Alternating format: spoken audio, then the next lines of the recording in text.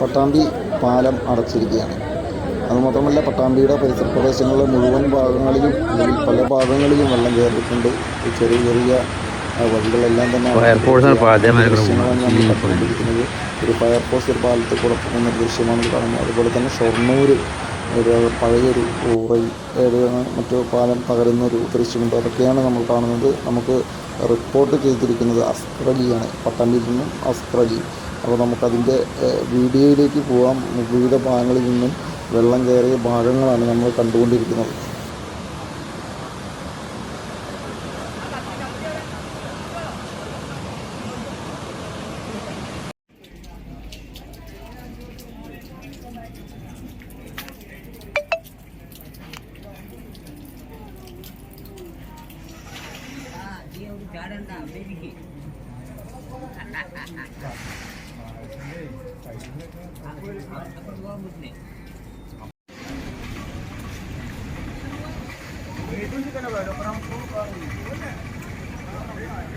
ജീവിതത്തിൽ 10-48 വയസ്സായി നമുക്ക്.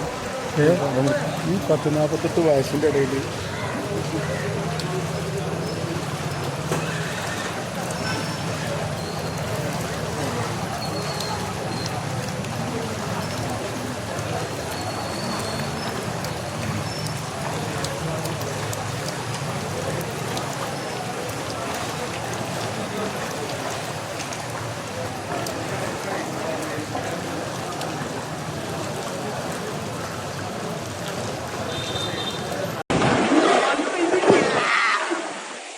Good day!